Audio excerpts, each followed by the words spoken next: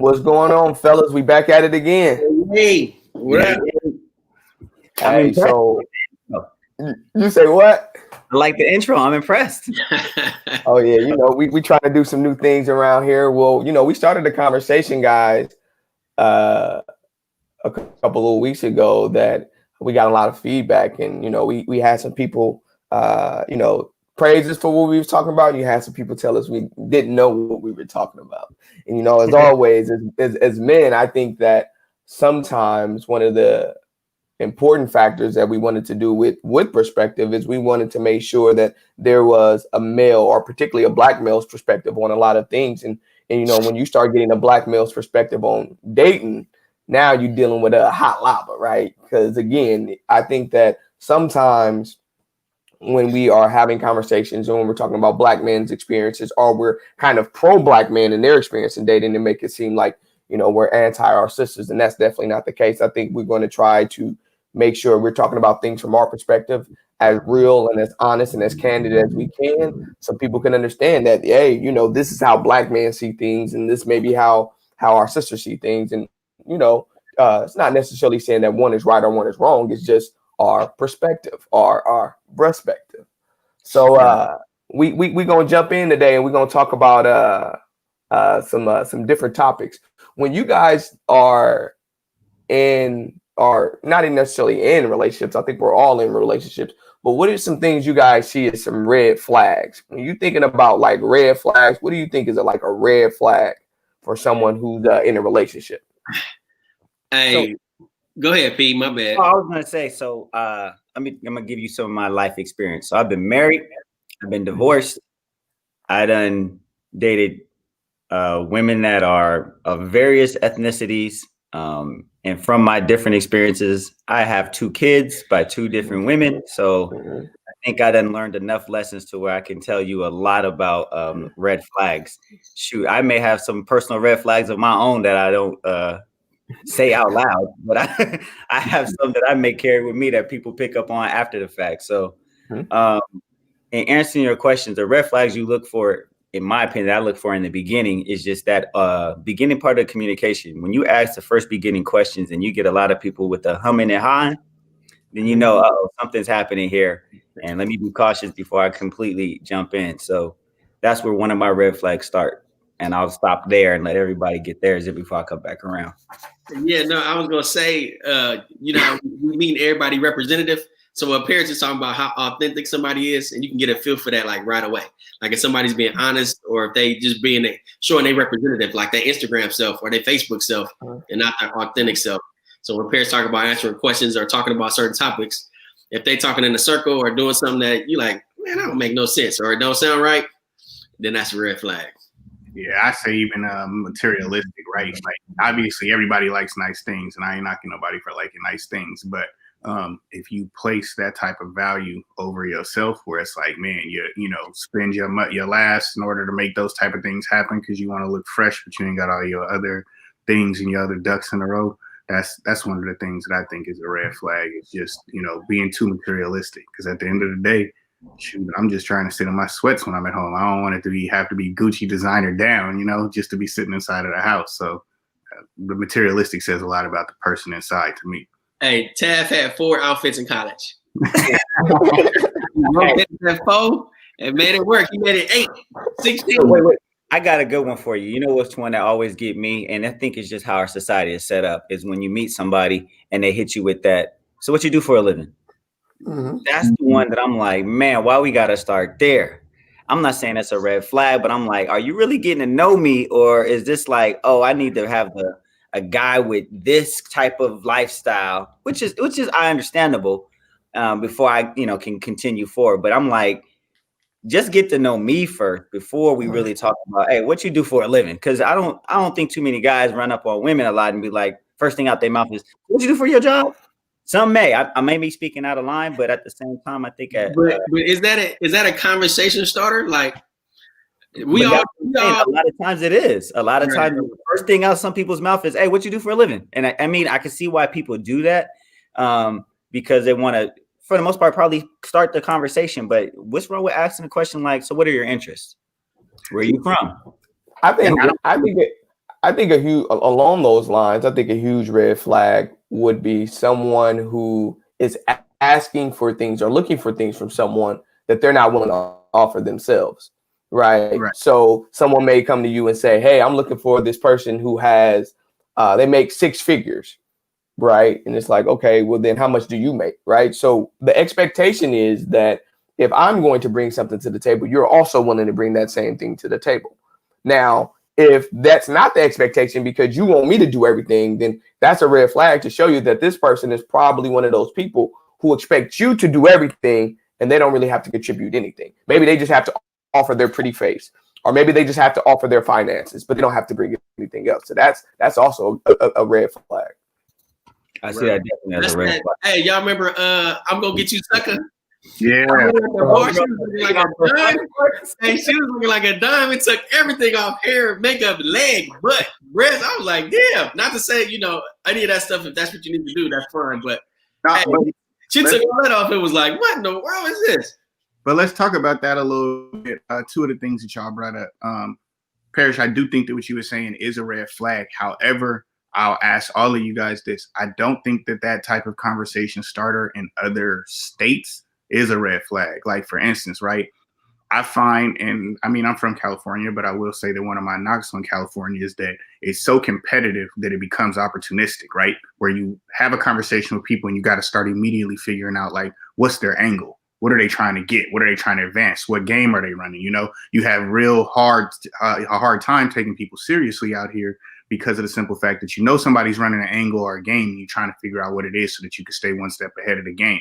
However, when we travel to different states, particularly our experiences in like Texas and even in Georgia, like in Houston and Atlanta, I've noticed that when people actually are asking you, like, what do you do? Or what is it that you're into? They're actually trying to be more, most of the time, they seem like they're more willing to try to help you, try to add to your business, trying to see if there's some type of networking opportunity. I think that we're conditioned in California when we're asked certain questions like that, whether we're male or female, to start figuring out what's the game somebody's trying to run. And I found that when we traveled out of state and that people that have really asked us those type of questions, they were serious about trying to see if there's some business moves that can be made between each other, So I agree. Go back into of course it goes back into meeting somebody and understanding who they are and what they come from. But is it like I said, like, is it a conversation starter or is it somebody getting sized up? Right. Because I was about to say, I know some people that, if you work in sanitation or you work in a different kind of public service as a bus driver or something like that, you are doing well. You're possibly doing very well in your life. But once they say that, somebody's like, oh, that's what you do. So to your point, Taff, it's like, well, there's no networking in that.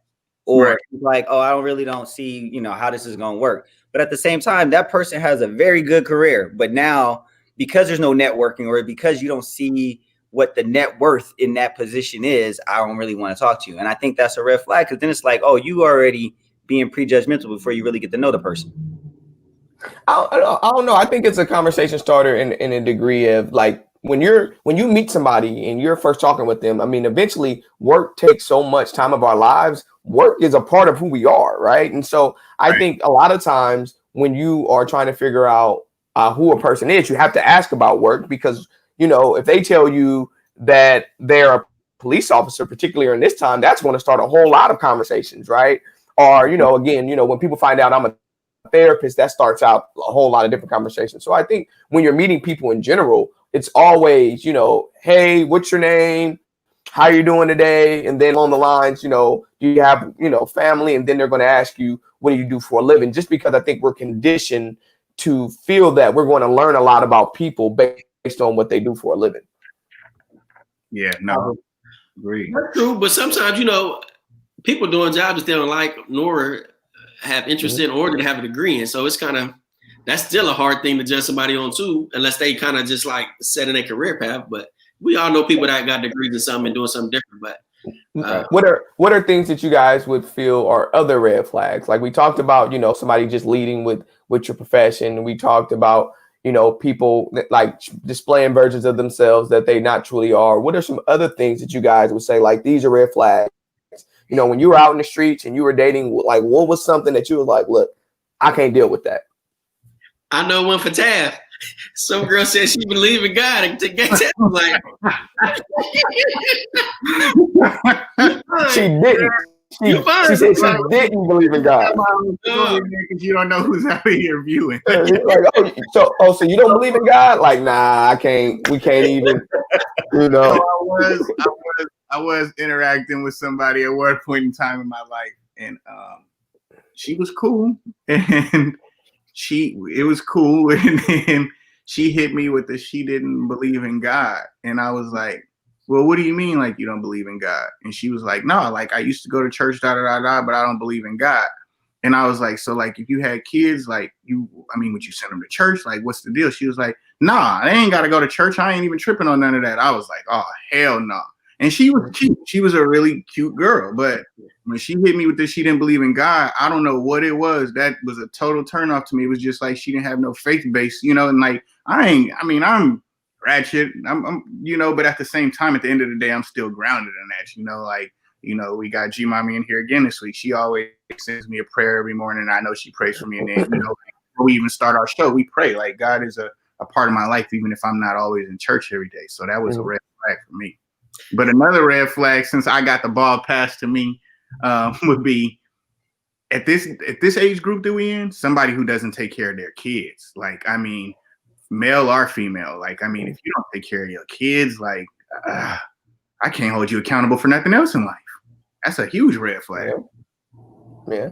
I think a red flag that you may see is like somebody who's not really close to their family, and they're not really close. They don't have a lot of friends, right? That's usually an indication that maybe they're not good at, dealing with conflict.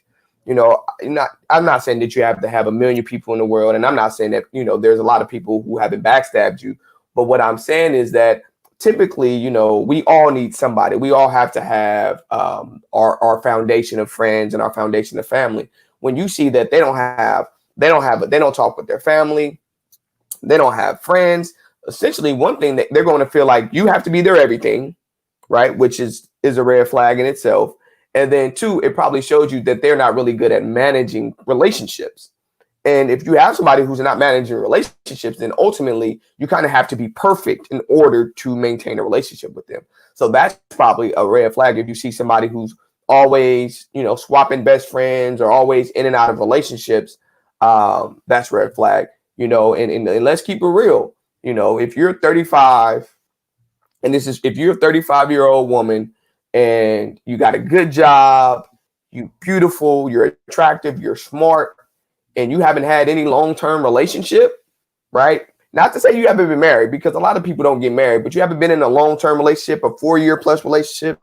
You don't have any kids.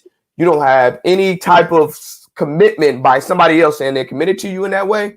I think that's a red flag, because then that means there's something wrong. That means no trifling dude. Because guys, remember, we're men, right?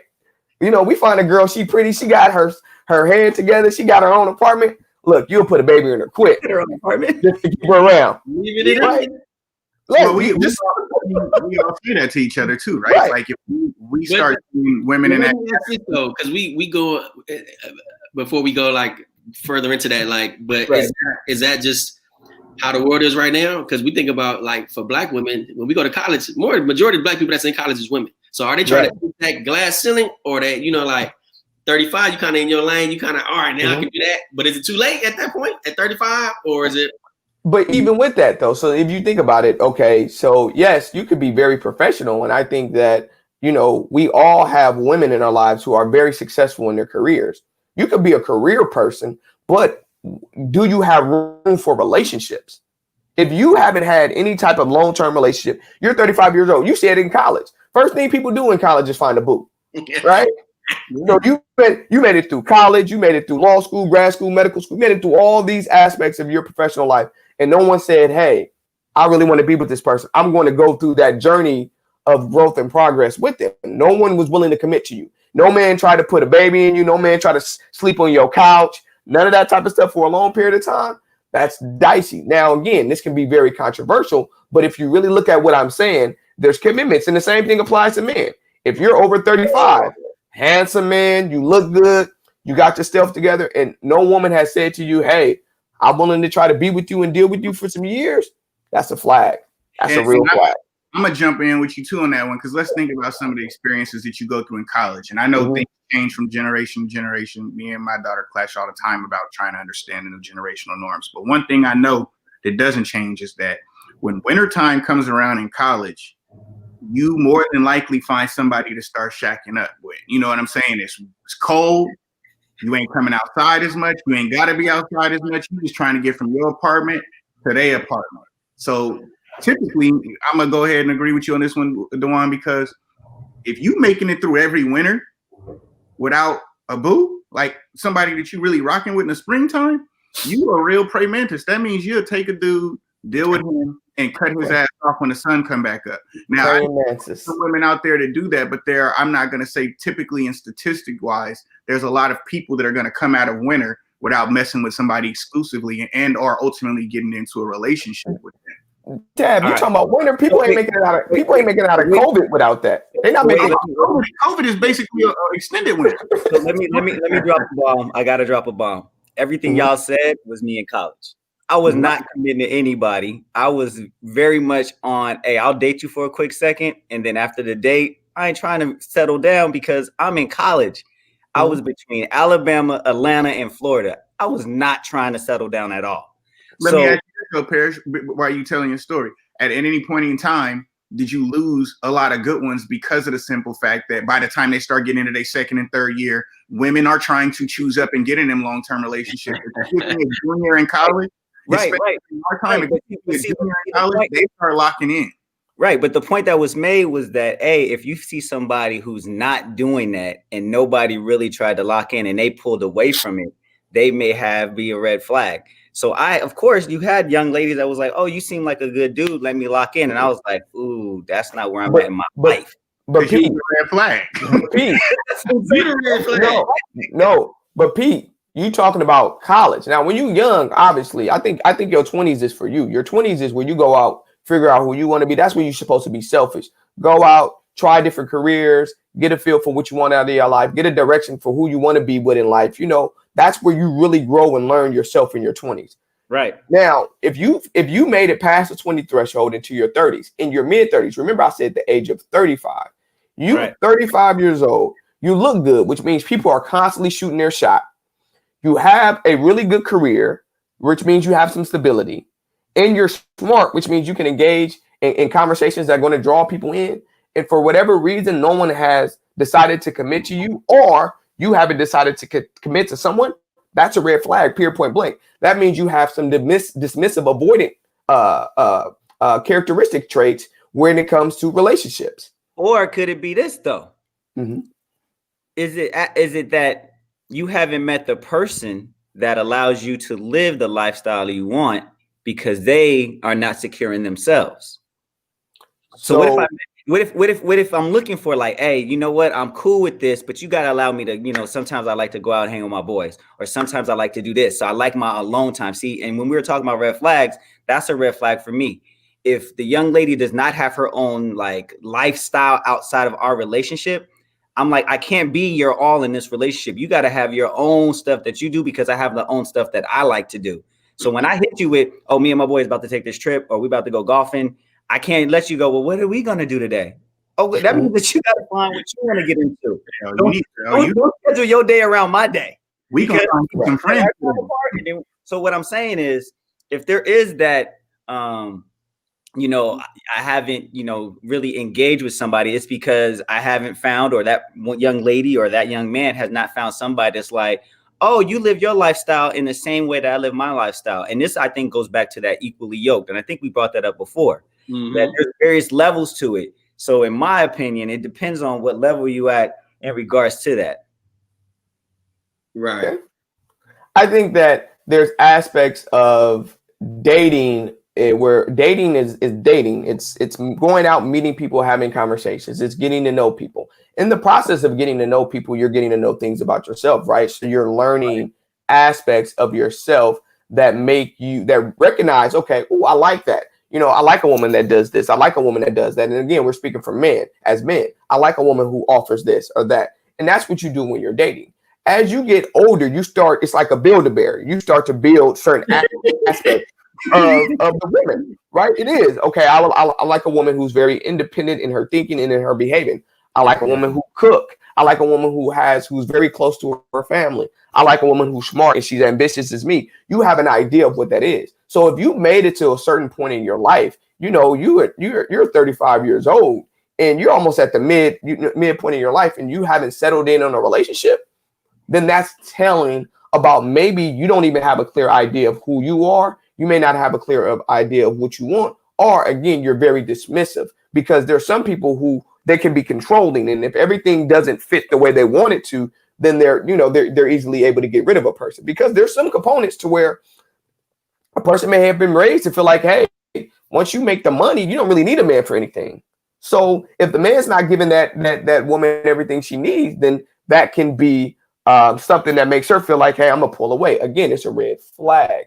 I'm not saying that woman may not be able to find her husband one day. I'm not saying that man may not be able to find his wife. What I'm saying is we're talking about red flags. What are some things you need to kind of pay attention to, and you should ask more questions about? Another thing, like you said, somebody who's they're very dependent, or they're codependent, right? They kind of rely on you for everything.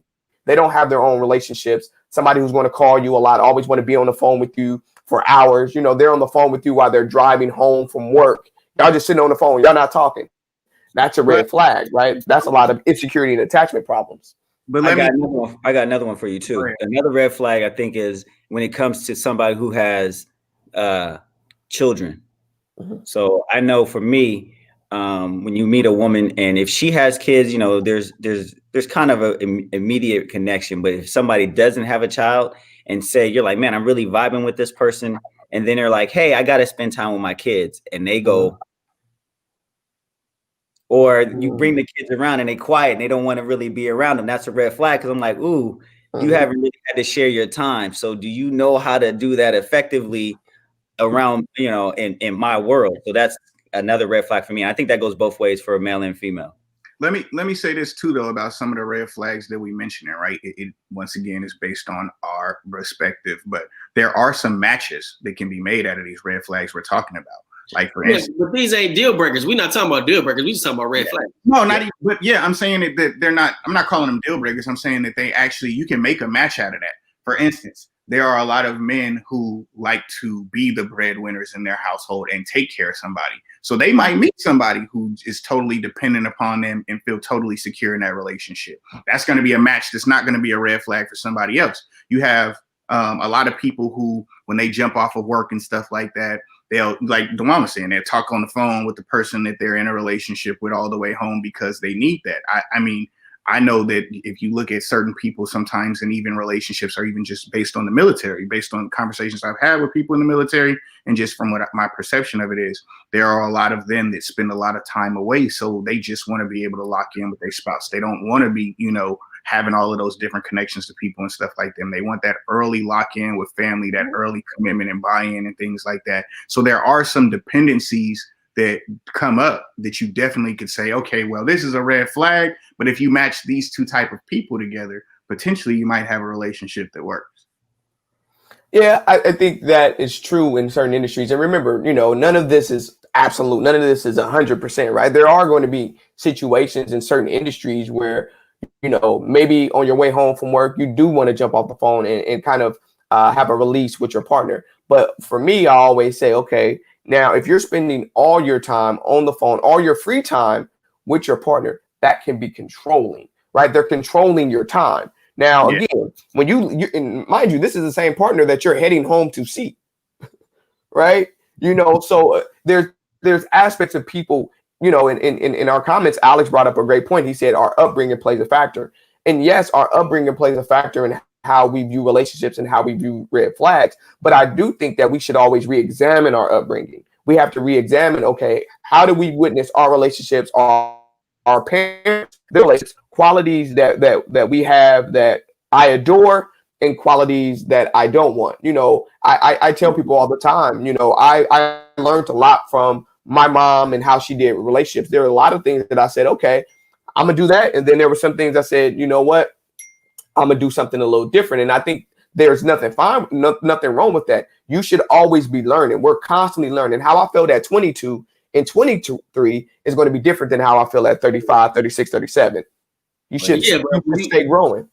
Right. When you with the ones talking about, he's talking about like multi-generational dysfunction. So like what we see what our parents do, or those who have raised us, or grandparents, or whoever, whatever household we come from, how did their relationships happen or work, if they had any in general, or any of that. So that plays a part of, if I came from a 2-parent home, or I came from a 2-parent household, or one person, whatever the dynamics of that, you kind of see and get your guys of the world through that lens.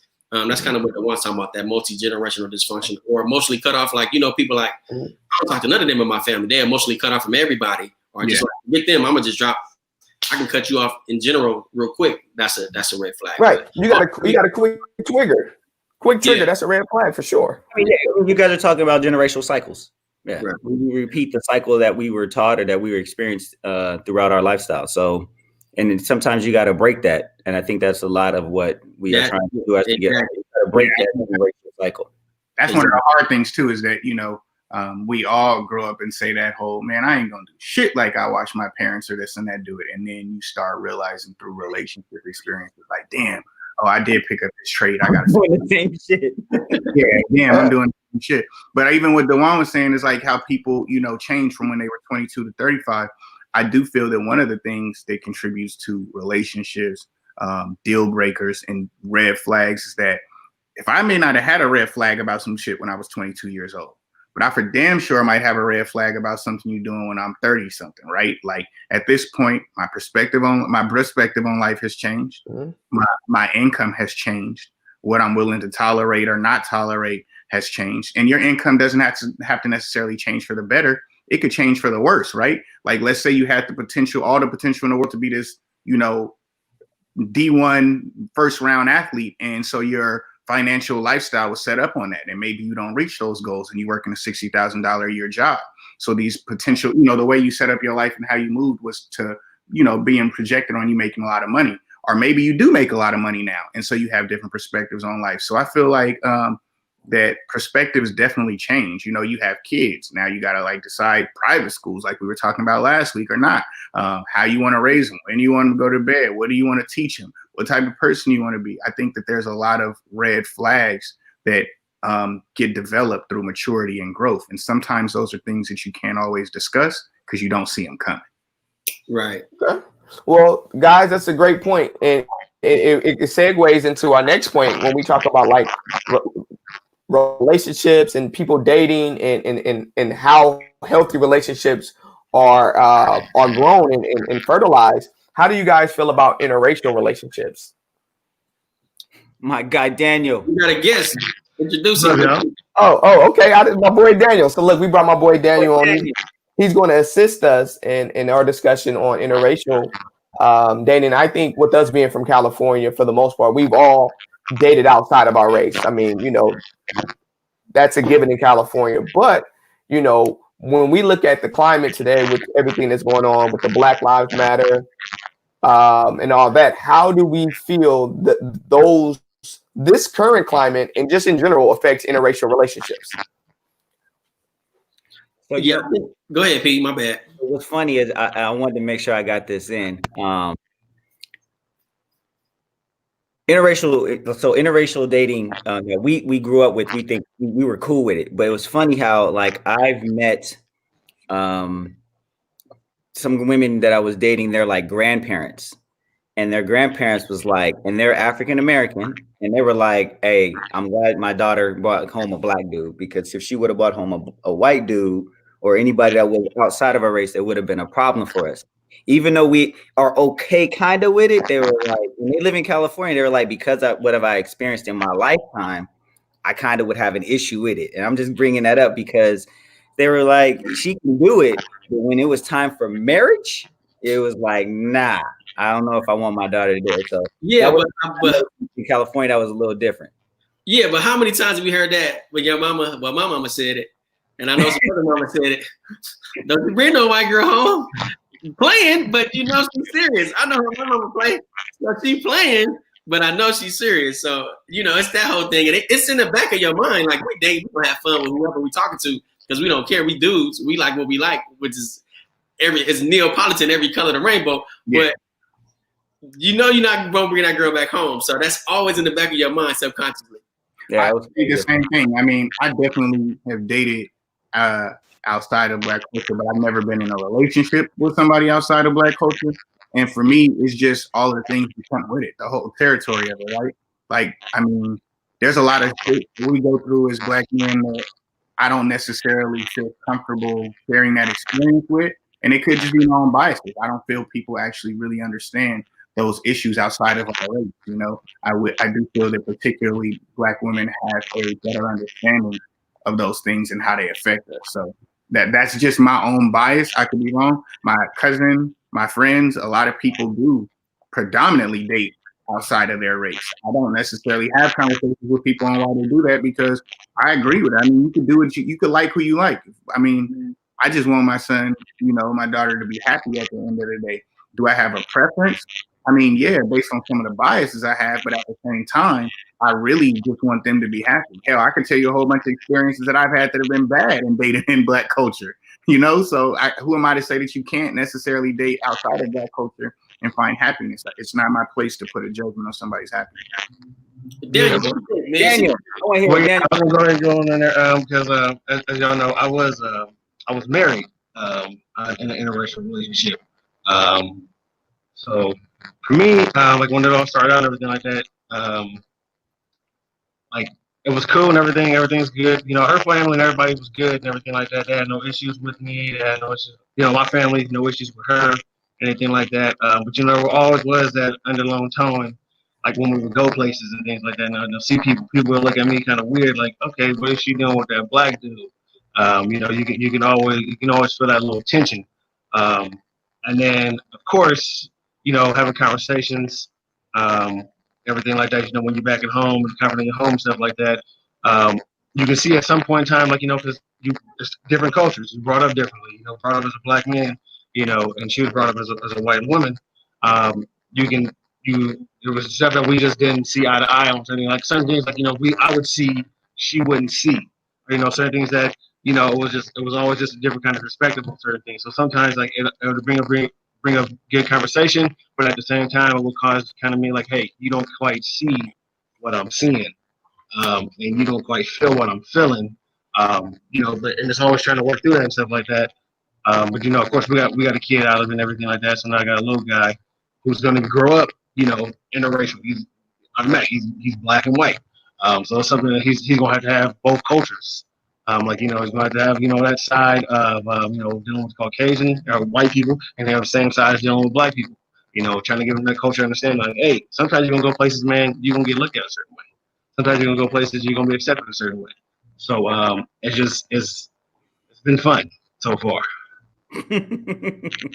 I mean, we also have some people in general too, like that I know that are adopting Black children, things like that have a high level of exposure to Black culture. So for me, I also want to say that, you know, I feel that it's something that can be learned, and it's something that we just have to have a trusted experience with people about. So for me, I have a teammate that I was close to growing up, and her family adopted a Black child, and I trust her in that experience because her whole time growing up in high school, she was literally around like a track team that was predominantly Black. I feel like it's a person that's outside of our culture that I also really respect, that I feel like is going to do a good job managing that. So it's kind of like interracial dating and things like that is definitely going to play a part in his future at some point in time. Being raised in a white family predominantly is going to come up at some point in time, and I don't know. I think we do have to be open to how that experience plays out. Yeah, but something you talked about, Tab, is culture, right? So we from the Bay. Well, we from the Bay. Parents from Jersey, and those places are, you know, every kind of culture and everything is diverse. Put it that way. It's mixed and mingled. So is that important? And his wife, I mean, his girlfriend is actually mixed too. Is it important for them to be a part of the culture, or is it just like they straight down the line align with views of some other kind of culture, or they got to be like hip hop? I guess we'd use it like that kind of. I can't hear the one.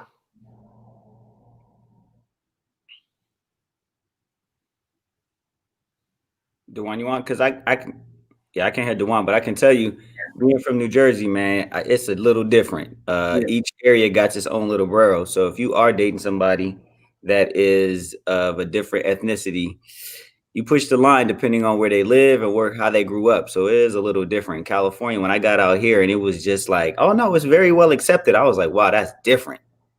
Mm-hmm. You know what? But I mean, we lived in SAC. At least the three of us did for predominantly, well, a significant amount of time. What I will say is that living in SAC, we saw a lot of interracial dating relationships and stuff like that. Honestly, SAC to me is a melting pot. That is one place where you see a lot of people involved and engaged in interracial relationships, and I don't really see it being a problem out there. Maybe it's because of the culture, maybe it's that mix of the Bay and it just being a melting pot. But it seems like in that area in general, it goes really well with that whole experience. Do you think, Danny, in your experience, that it's depending on where you live and the surrounding environment around you, it can also define or show some different traits in your interracial dating relationship? I think where you live definitely does have some effects in your interracial relationship. Mind you, there's certain cities where there's predominantly one culture there. There's predominantly one race there. So like, they're not used to seeing a different color race coming there, some of this, so they have certain aspects and certain feelings. So I think it does play a little bit of a factor. But as far as for me, I don't have a problem with interracial relationships. Most of my relationships have been interracial relationships, like more than half of them. So like I don't see an issue with it, but I do understand that, yeah, like certain depending on where you are, certain cities, depending on stuff like that, you get looked at a certain way. Like I said, like I was living in a city where it was predominantly white, and I'm telling you, we go places and I can feel it. You walk into a room, you can feel like, okay, yeah, they're looking at me a certain way. You walk out of the room like, it got better over the years. The city did kind of starting to change a little bit, but it's still there. So it's just, you just gotta deal with it. Always try to educate people, as we say, on things, and so we can continue to get better. So can I ask you too? I mean, because I know that we're talking about it, so I know that a lot of people watching want to know in general.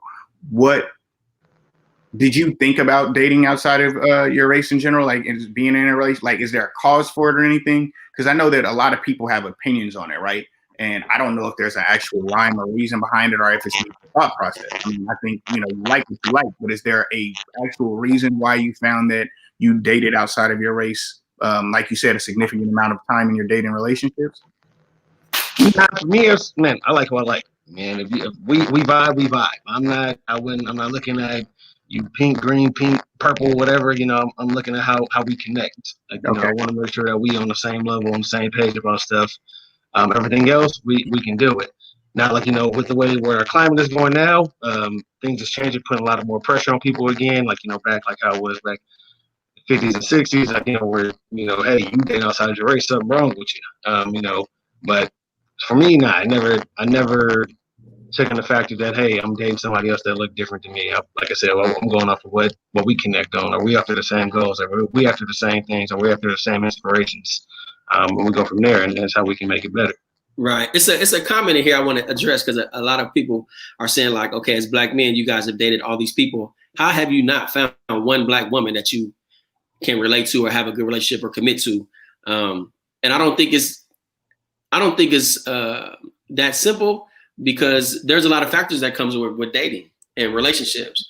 Just because it didn't work with a Black woman doesn't mean that I don't love Black women or whatever. My wife is Black, but I don't think those two are weighed the same. Like, because somebody dated outside the race doesn't mean that they don't love Black women or culture or whatever it is. So I don't think we got to defend ourselves, but just to be clear at this point in time, no matter what the dating experience has been in the past or may even present itself to be in the future, all of us are in relationships with Black women. So it is just, I feel that Danny's perspective on this issue is very interesting because of his dating experience and the significant amount of relationships that he has that's been outside of the culture. So let me say this. I would say it really is. It comes down to, in my opinion, where you live and where you're from. Because I went to a HBCU, so I was surrounded by nothing but Black women. So of course you start to say, you know, oh my goodness, why or how am I going to date anybody else but a Black woman? And so after a while, you're like, hey, that's what I'm drawn to, and that's all that I'm going to deal with. Whereas if you grow up in an area where you're like, no, it's okay that I date somebody outside my race, and like Taff was saying in Sacramento, you know, it's a norm. So if you grew up in an area where it's just the norm, you don't see that as being a concern. You're like, I'm gonna engage with whoever I want to engage with. Now, and I think that comes down to where you grow up. But going to a HBCU, you're like, I'm only around Black women. So at the end of the day, I'm only going to be drawn to Black women. So again, I think it just really comes down to where you grew up and what you're surrounded by that influences on who you're dating and who you engage with and who you fall in love with. And once that happens, it's like, it's a wrap. I don't need to worry about race or culture. I'm in love with the individual. Right. It's so many mixes of people nowadays. It's hard to even know if somebody's straight Black, white, whatever they are, because everybody's so mixed and so intertwined that you don't even really know until you get like see that grandma or something like that. So it's hard. You know, you never know. Like you never know what somebody look like. Even Daniel, people probably think Daniel he mixed, but he's straight Black. He just all Black. Hey, All Black. but you know what? Special breed. Harris brought up another good point too, though. You talk about how he had his dating experience when he went to a HBCU. It's like, man, I'm surrounded by all Black women. How am I not going to date Black? Now I'm gonna give you a prime example of how that flips, and I'm gonna also include opportunity and fortune. If your kids go to schools in really good areas or private schools, how much have you guys noticed? Because I've noticed that the Black people surrounding them starts to dilute, the percentage starts to go down, right? So if my son goes to an elite private school, there might not be a lot of other African-American women there to begin with. And no, not a lot of males, but definitely not a lot of women, right? So that experience may affect his dating relationship. If I put him in an environment in his 4 years in which he's trying to figure out, go through puberty, figure out what type of man he's going to be, this, and that, right? And he's surrounded by a lot of women who aren't African American. Is that going to have an effect? Of course, it's gonna have an effect on his dating because he's gonna be dating who he's around. It's proximity. So it's proximity and what he's seen, what he knows, and that's kind of what he's gonna be geared towards. But on top of that, he's gonna interact with Black people in general. He got cousins that's Black. Y'all gonna be in the city. Y'all gonna be doing whatever. You're gonna interact with people from different cultures. But on his day to day, like what he see all the time, if it's a mix of people, then I feel like he's gonna probably go in that road of dating. Yeah. And I just say that to put out the facts. Like, right, if my son does go to private school, as long as I can afford to keep him in a private school setting or something like that, depending on I probably will choose to do that. But I will say that some of the things that I consider in those experiences, like, damn, like how many African Americans are he around and is he grounded in? You know, I look at my cousin and he went to a really, really elite private school, but there weren't a lot of Black women that went to his school. Typically, like, we know all of them. You know, there was only like 10 of them that I can remember, and there was probably only 10 of them in the damn school. So right. Did that have an effect on his dating experiences and things like that? I don't know. I'm gonna tell you it do. Private school. My brother went to private school from elementary school all the way through high school. Mm-hmm. His current girlfriend right now is a white girl. Mm-hmm. So it's just what he's around. That's what he was around. Even though he in a diverse community where he lives at, a diverse city, Vallejo, Fairfield, etc. That's what he's around every day on the day to day. So he typically dates right now a white girl.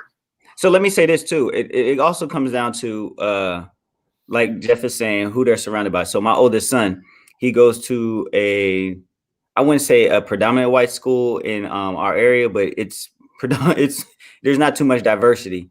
And the only reason why I believe he's probably starting to only date more Black women is because of what's going on right now. And he's like, you know what?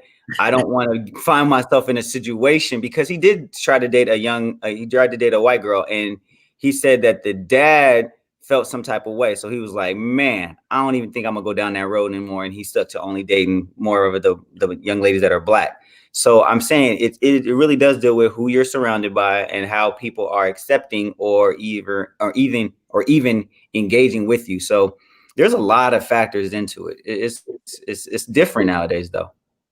Yeah, I'll say even one of the things that I find interesting with LaPaula, like LaPaula went to a predominantly white high school.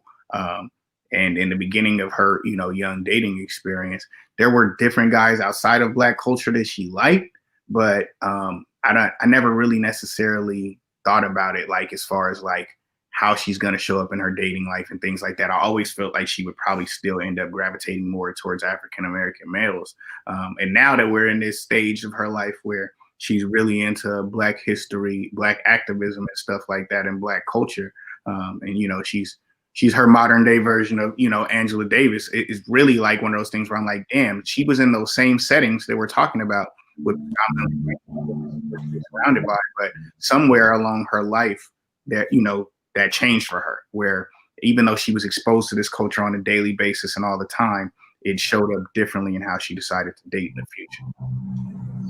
I think we can sum it up with you date who you date and you love who you love. I like that. Well, all about proximity and what's in your circle. Exactly. Appreciate it. Well, we appreciate you, Daniel, for joining, man. Yes, sir. Taking the time. No problem, man. Anytime, man. I'm always here. Y'all keep doing what y'all do. Appreciate it. Yep. Peace out, man. So now to this one, what does boundaries look like for you? I mean, what do you guys think that there are some boundaries in regards to dating, or how you feel about it? Can y'all hear me? Yeah. Go ahead. What you got on boundaries, cuz? Yeah, so my bad, everybody. I had technical issues, so I had to switch computers. But long story short, I think you guys brought up some good points in regards to the previous conversation about your proximity, your environment plays a key role in who you date. Now, obviously, the problem is when you say that you prefer to date someone other than where you come from. That's where the issue comes. Like if you are a Black man or a Black woman and you say, hey, I only want to date someone who is other, then now we have a problem. So what about yourself, or what about your mother or your sister or your aunties or your female cousins that you don't like to make you feel like these other women are better? So I think that's the problem lies. I do think you have certain people who look a certain way when they see people interracial dating, not taking into consideration their circumstances. If you went to a predominantly white school and all you've ever been around was white kids and you're a Black man, then you're going to date what's in your environment. Technically, for me, I tell people love who you love. I don't care who you love. Be with whoever you want to be with. I don't care if you decide, if you decided you are a man and you want to date another man, love who you love. As long as you're happy, I'm happy for you. Because if we can get more people in this world being happy, we'll have less issues. And then that becomes an important factor. Yeah, so my bad, Paris, go ahead. I was going to say, and you're honest about it, because just because you're doing it out of spite, like you were saying, if you're doing it because I just prefer because of some other issue, that there's kind of, you got to be honest about it. Yeah, because you know what it is really, Daniel's back, but what it is really, because people were saying prefer is, I've had bad experiences with this type of person, so let me just do something drastically different. Right. Not knowing that men are men, regardless of what race, creed, or color, men are gonna be men. It doesn't matter what race or ethnicity they come from or background. It's just men being men. We do wild shit. We come in, take our clothes off, throw them on the floor, or we do whatever, fart and poot or whatever it is. It's just men being men. It don't matter what race or color it is. So then that segues into what we were just discussing about boundaries. Like, I think we all have certain boundaries, that we have in relationships, whether we deal with a person who has a close family or, only deal with someone where we feel like we're evenly yoked, as we talked about in our last topic. What are some boundaries that you guys have for yourselves and that you see are important for people to have in relationships in general? So are we saying boundaries as in like, what am I willing to give up to stay in this relationship, or boundaries as in like, they're crossing a certain line? What are your boundaries? So we know boundaries means the line that exists between something you're comfortable with and something you're uncomfortable with. And, a lot of times, if you don't have a clear set of boundaries, then you're going to find yourself being in what we deem maybe toxic situations, right?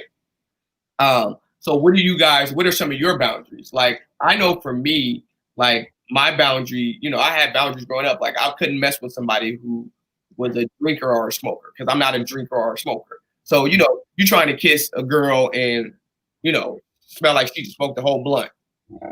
That didn't work for me. It was always like a nasty feeling. That was a boundary. It could have been like a small boundary, but it was a boundary. I also had a boundary to where I felt like I needed to mess with somebody that didn't need everything from me. They didn't need me to be there everything, right? They didn't feel like they needed to talk on the phone all day to me.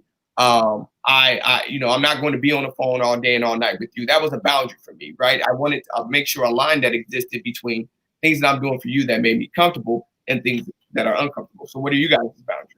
Yeah, I think that you're talking about attachment thing, right? I can't be your everything is really important to me. Of course, when we in the moment, we lovey-dovey and we intimate, meaning holding hands or kissing or something. But I can't be at your every beck and call because I got a job to do. I got other things to do. I can't be at your every beck and call as a red flag to me. Like, what are you doing? Where you going? And then also a boundary for me is, I know you got to build towards trust, but what are you doing? Where you going? Who you with? All that kind of stuff. I don't like that. I don't like that for sure. Yeah, I say one of my boundaries is, I'm a dreamer. Like we're all, and in some form, shape or form in a business together are trying to create opportunities outside our normal day to day. I need to be able to dream, try, succeed, or fail. Anybody who stops that type of progress or something like that, that would be a boundary for me. And then obviously, just in general, I think we touched on it a little bit last week, is that my relationship with my friends and the people that are close to me is significant. I don't want anybody to create any type of dissension or disruption in that. Like to me, that's a significant thing for me. So, but those will be my boundaries. If you're stopping me from being able to dream and build, or if you're in any way impairing the relationships that I have with the people that are important around me, that's going to be a big boundary for me. I would say my experiences have been so broad. So it's funny that my boundaries were one thing at one point, but then they changed because you don't know what you don't know. So in the beginning, I was like, man, I don't want somebody who drinks a lot. And then I'm not gonna lie, I started to drink myself, and I was like, well, if somebody gets drunk, it's not a big issue. That's because I wasn't drinking at one point in my life.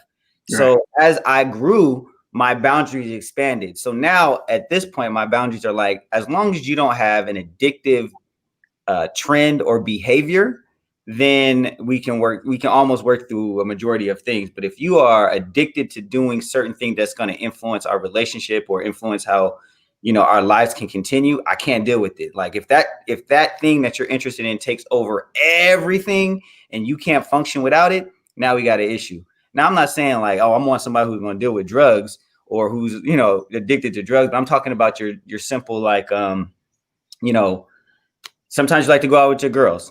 Understandable. I like to hang with my boys. But if that is all you want to do and it's taking over your life, like, oh, we got to go to the next club, then that's an issue. So when it's an addictive behavior that's just overtaking what you do in life, then I can't deal with it. But after dealing with very amounts of relationships, you don't know what you don't know, and people present in different ways. And next thing you know, you're like, dang, I didn't see that perspective. So let me broaden my mind so that I can understand the paradigm that person's coming from.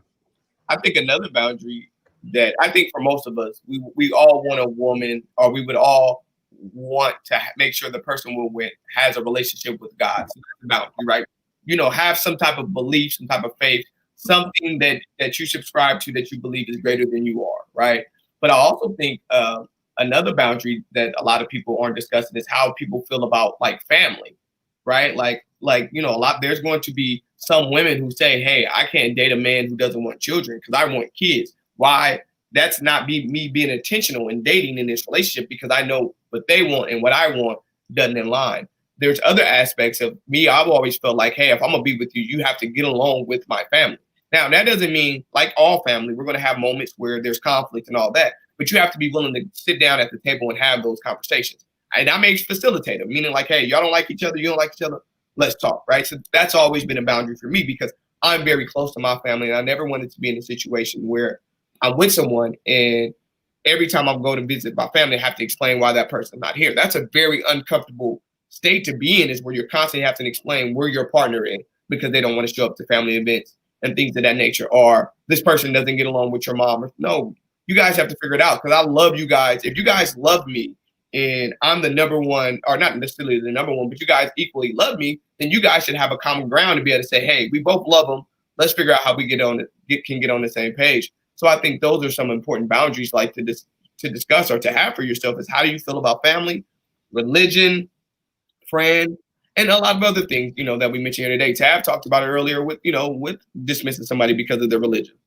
I think too that I think the thing that you brought up too when it comes to family, right, is that for some reason, one family always gets the shorter end of the stick, especially when you're talking about in relationships with in relation to kids, right? Like depending on proximity and different things like that, somebody's family ends up getting the short end of the stick. How do you compensate for that is very important, right? Because that boundary that we're talking about as far as like family and how you get along with them, I mean, you could have a family that lives really close to you. So, I mean, one person's family lives closer than the others. So therefore you end up spending more time with them. It's more convenient. It's easier to get to. If you need to go and get some business done, it's easier to have them watch your kids. All of those things play a factor into that. But how do you make sure that you find some balance in how you include that other portion of the family? I mean, just looking at your situation, Dewan, at one point in time, you guys lived in Oklahoma and you guys were more surrounded by your wife's family. I know in California, and the way ours breaks down, everybody kind of lives in that Vallejo, Richmond area and around my family. But my parents and my people live in San Francisco and Antioch. So getting to them might not always be as convenient because I don't like crossing the bridge all the time. We know how traffic is and things like that. But that does also end up playing a factor in who your kids end up spending the most time with, who they end up seeing the most and stuff like that. How do people compensate for that? But that's different. Yeah. That's different, but not getting along. Not getting along is like, I'm not going to the family function because so-and-so going to be there or uncle, whoever going to be there. That's different than just a day-to-day, I need somebody to watch my kid.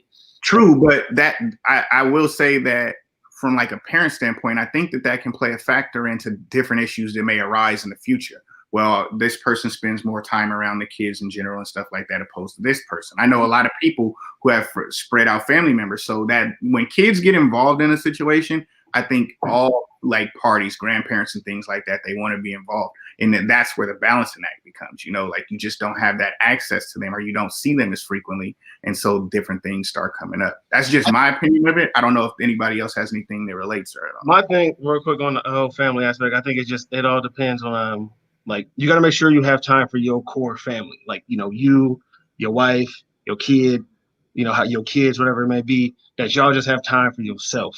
I think, like, when, of course, like, yeah, hey, we all love our family, we want to be around our family and stuff like that. But I think when you allow the outside family, like, the grandparents and everybody to come in, so much stuff like that, I think it adds influence onto your kid and on your relationship. And sometimes it affects it in ways that, can hinder. And sometimes, sometimes it's good because, like you said, you might need that grandparent or that grandfather at that point in time. But at the same time, I think you need to make sure you focus on, okay, who's in this household? Who we got in this household that's going to make sure that, we stay tight. Because otherwise, like I said, when that outside factor comes in, it brings in a lot of, it could bring in a lot of trouble. So, yeah, that's that whole thing. You go to a wedding and they be like, if you, anybody here that don't agree, keep the stuff to yourself. It's that whole thing.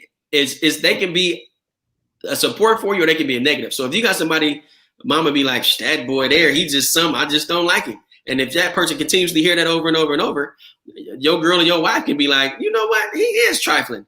Let me go on and get rid of him because she's taking that outside influence. But I mean, family support. Yeah. I see a comment from, I believe, a Shelly, and she asked, do you feel these boundaries stem from some sort of trauma? Hell yeah. Yeah.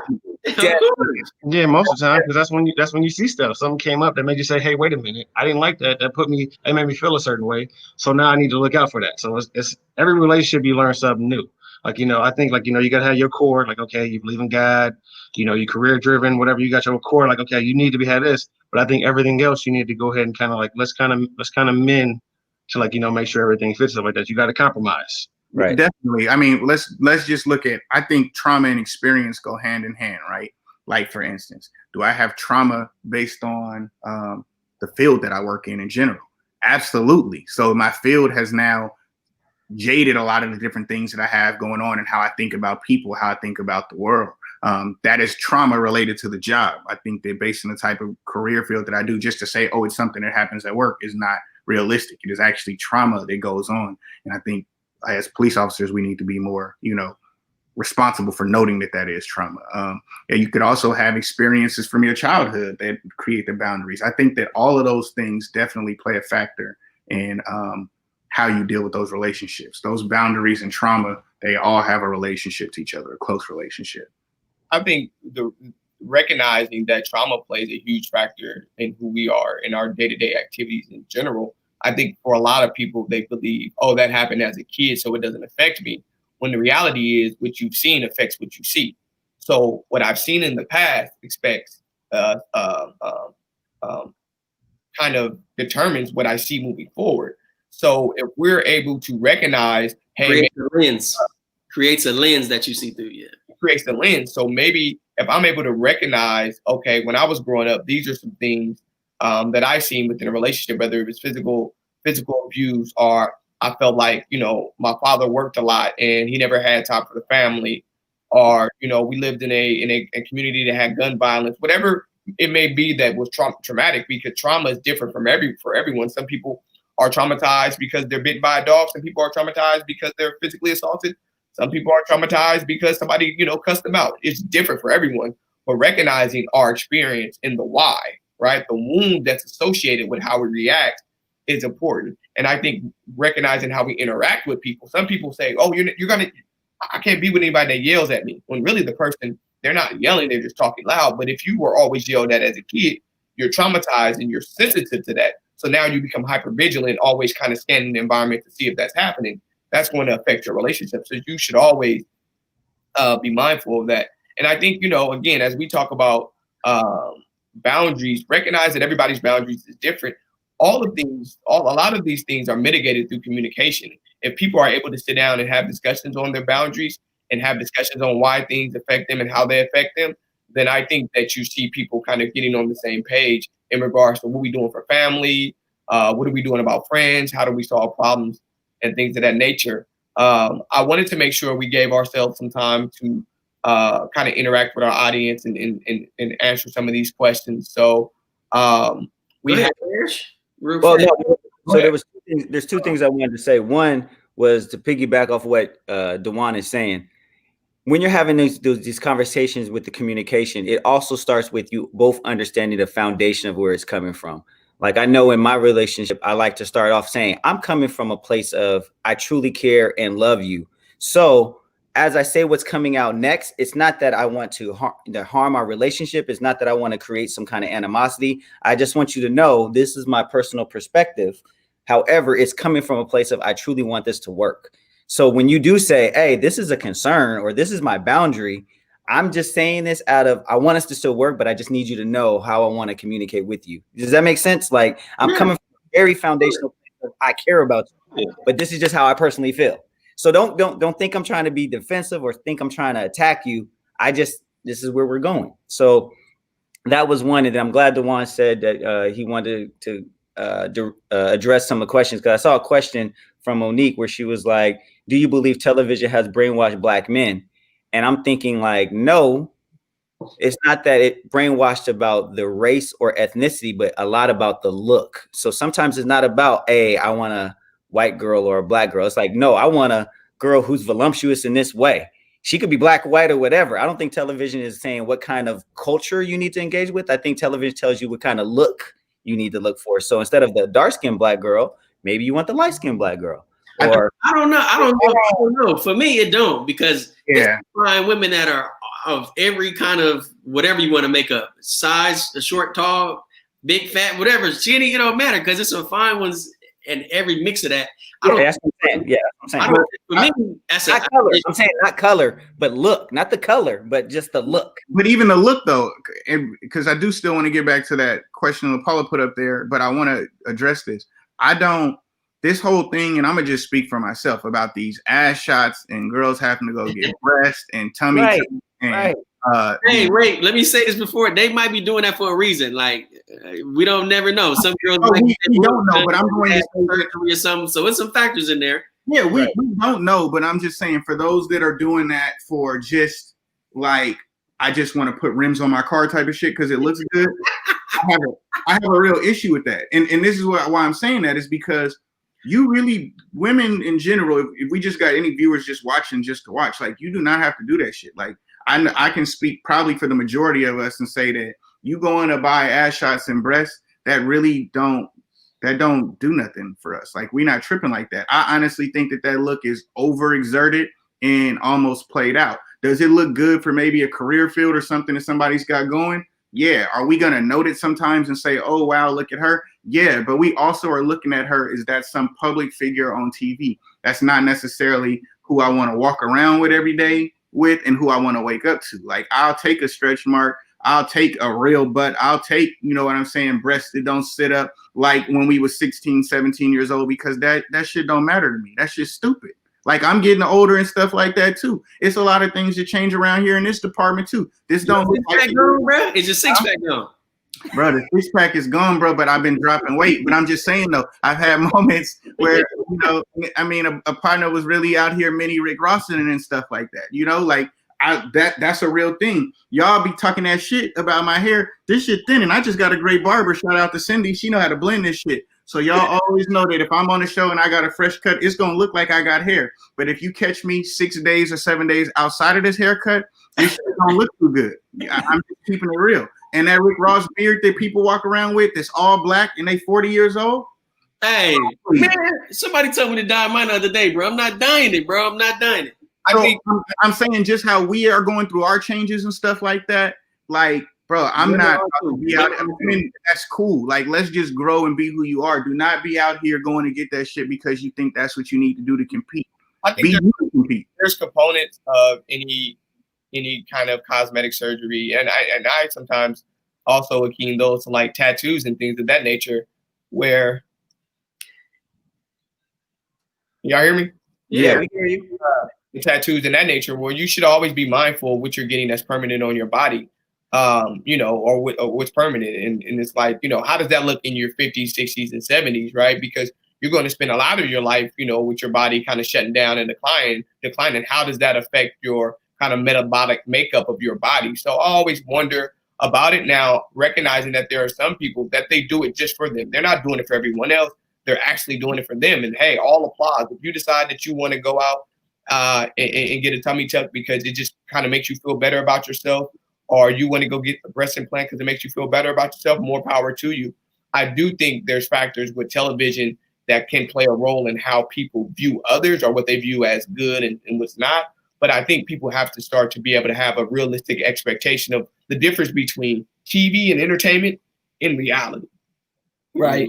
Yeah. And when you have that, then being able to be in this situation. LaPaula asked a great question earlier. Right.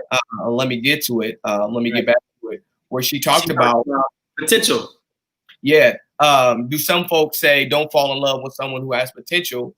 What is your view on this? What is your view on people chasing potential? So are they chasing potential, or they just have goals in mind and they have to work to them? Because if that was the case, I mean, if you look at everybody sitting in this panel, shoot, where we come from, we probably didn't look like the type of dudes we was gonna become. And it was like, that dude really gonna get into law enforcement. That guy really is gonna become a therapist. I just saw him running the streets when he was like 17, 18 years old. That didn't work. So now I don't think you fall in love with the potential of the person. I think you fall in love with the person's, what their goals are, their aspirations, and how they present themselves. So you're not really saying, you know, one day he's gonna be great. It's like, nah, he's gonna be great eventually. You're just following their growth.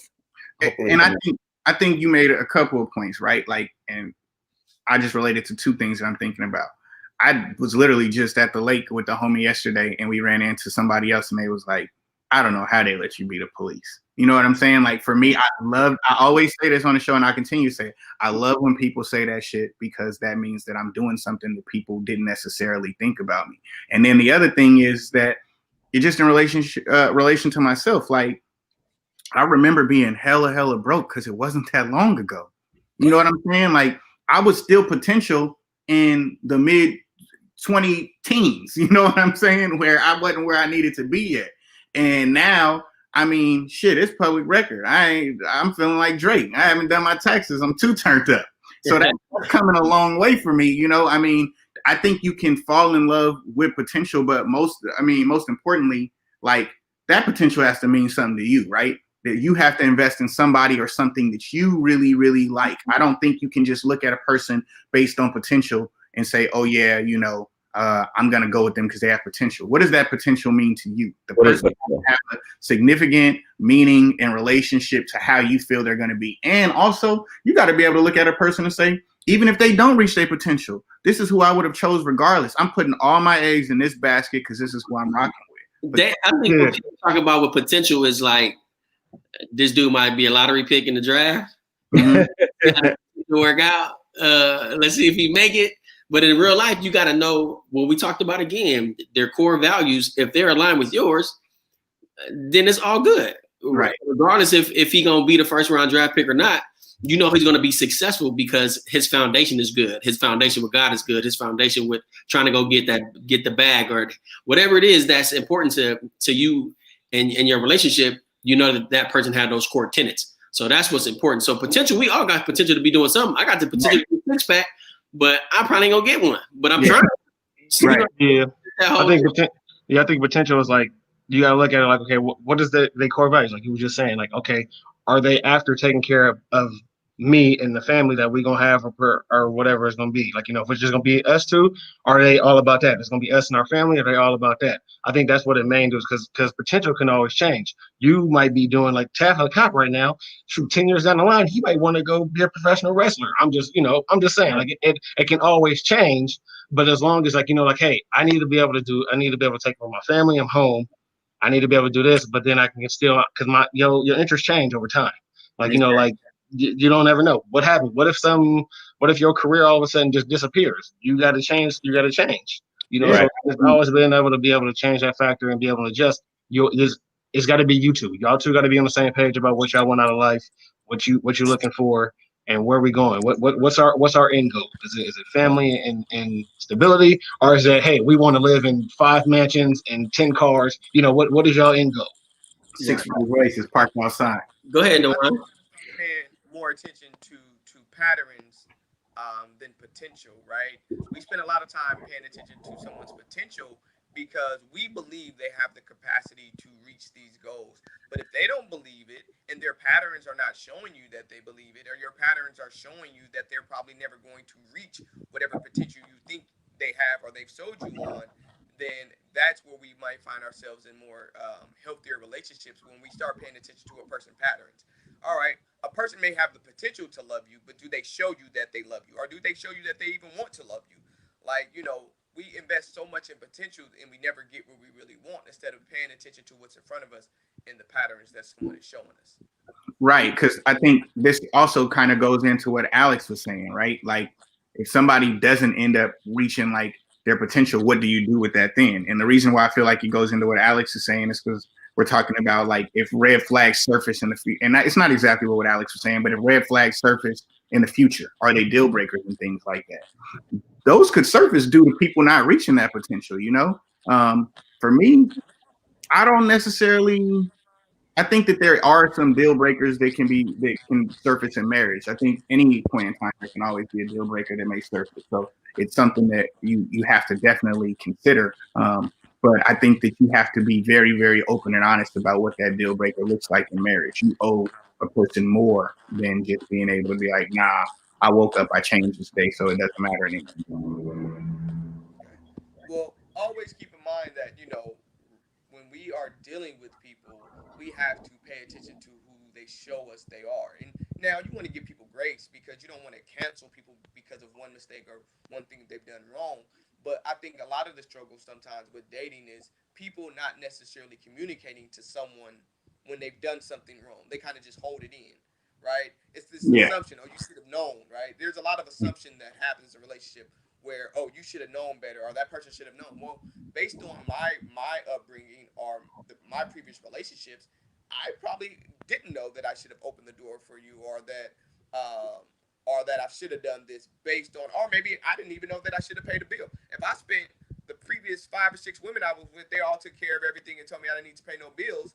Now you expecting me to pay? We have to communicate about our expectations, because if not, then that person is never going to show us that they can meet the potential, because again, they don't know what the barriers are, or they don't know what marks they need to meet. So we have to start making sure that we're communicating with people what our needs are. Yeah, that's what parents. But that's what parents are talking about. Is I've been through this, or I've seen this, or if you've done this, we need to address it. And I love you to know this, but let's fix it if we're trying to make it work. The one they say you hard to hear, bro. I think you might need to put your headset on. Let's go. I want to give one. Devon says something I think is good when we talk about potential, and as some people will say, you love the idea of me, you don't really know me. That's Right. big. I've even I've said that, I heard that before. Like, you just love the idea of who I will be, or who I am, who you think I will be, but you really don't know me yet. So that's why I said that potential, just going into a relationship for potential alone, is dangerous, because you're like, oh, this is who you're going to become, so I'm going to fall in love with that. And that person's like, wait, that's what I want to do in life. That's not really, that's the whole thing of that representative thing again. Is are you meeting or talking to the representative, or are you talking to that person or getting to know that person? Because right. I can look like Zion Williamson, but I can't jump like him or whatever it is. I don't have the potential to be that type of person. But if you know me and you wanted to get to know me, you would know that Jeff can dunk. You know what I'm saying? So it's that kind of deal of getting to know the actual person. And we're talking about core tenets again. Another one we had in there, we talked about the sense of how important Black unity or Black love is. I can't get to it because the one has a thing. How important is that to y'all about this whole Black love thing? I mean, when we say Black, are we putting in the Black love like as in everybody has to see it? Because we already know Black love has always been there. Like that never changed. It's just that now people are saying we need to see it. That Black love is always gonna be there no matter what. I think it's just that now it's more upfront in people's face. I mean, but if you go back to Black Panther Party, you go back to everything, there's always been Black love. I mean, that's never changed, but that's how I see it. Mm-hmm. How important is Black love? I think it depends what the definition of it for the person is, right? Like, do we mean like the Black woman holding the Black man down, or the Black man holding the woman down? I mean, this is a topic for a different time, and I don't want to jump too much into it, but there's been a lot of conversation on the fact that, Kamala Harris gets, put into this position to maybe be the VP, and people are out there butchering and slandering her. Bruh, yeah, I'm going to say this, man. We got to have some conversations in-house before we start putting this stuff out there. Like, yeah. Hey, if there's some stuff that she did that we didn't like, let's talk about this in-house first before we go crazy on her. But my bad, Sam. No, and that's a whole other topic, because and that's why I'm not going to get into it. But I'm saying, like, when we're talking about the Black man and the Black woman holding each other down, you can watch social media and see a lot of people going back and forth with banter about how they feel about that. Like, when it was George Floyd, or when it was this and that, or when police brutality was showing up and stuff like that, we had the Black man's back, whereas the Black man, in the case of Black women. So I think when we start talking about Black love, we have to define exactly what our expectation is, because there are a lot of different perceptions on how that should show up and what that looks like when it shows up. Dan, you got anything? As far as Black love, like I said, I think it all depends on what you said. What you're looking at. Are you talking about, okay, hey, all Black people got to be with all Black people, stuff like that? Like, where are we at? We, as a culture now, pretty much we all pretty much mixed up. Is so much of a melting pot, especially here in California, especially United States. Like, it's hard for you to just say, hey, nah, you can only be with Black people. Hey, you got to hang out with. It's just. So I think you got to be able to support everything. Like it's kind of hard for me to just say, hey, you got to oh yes, I support my Black people. Hey, let's go, let's do everything like that. But it's like you still got to I feel like when you shut off people, then that's gonna be an issue. That's gonna rise another issue. It's gonna make something else come up. It's not gonna just be like, all right, everything is cool. And then hey, not only do supporting Black people, why are you not supporting this person over here? Why are you not supporting that person over there? I think it's a bigger thing than just saying, hey, Black love. Yes, support your culture, support everything, but don't be shut down to everything else. Right. And I want to say too that, to bring this one, if we're looking at outside of the Black family love, I can't show Black love to everything if I don't exactly agree with it. Like there's some things that people promote and you're like, just because you black, I ain't gonna ride with you on that. Right. Exactly. Right? I can't because my views don't align with that. So yeah, I got black love, but I can't black love that. Yeah, because cancel culture is real right now. And like y'all said, just like the world needs to discuss things in-house before they get to those type of conversations, we do too. So I'm not gonna blast certain organizations, but I don't agree with everything that we have going on as representation of the culture or myself. Sometimes I feel like they actually make work for me because I have to defend some things that I flat out see that are stupid. But I think no one fully agrees with everything that they support. Like, all right, let's keep it real. You know, we don't agree with everything our kids do.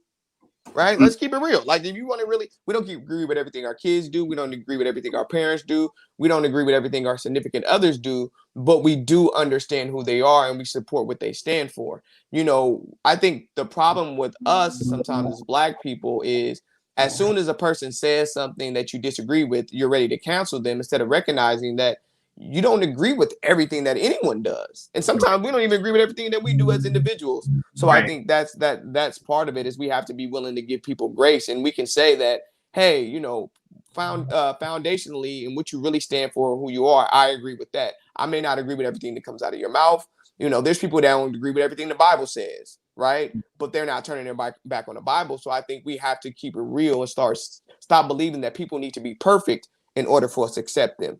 Because when you're telling somebody, you need to agree with everything that I do or everything that I say, then you need to be perfect for me to agree with you. And it's like, that's an expectation that no one could ever live up to. We have to have discussions with people when we feel like they're doing something or saying something that we may disagree with and recognize some people going to fall off the ship and some people aren't. So, you know, that's important. I wanted to, apologize to everyone. I had a lot of technical issues. I went from the laptop to the desktop to now the phone because we just kept having some problems, and that's affected, you know, the flow of the show today. But you know, things happen and we pick up and we keep riding. So I appreciate my brothers continue to hold the discussion down.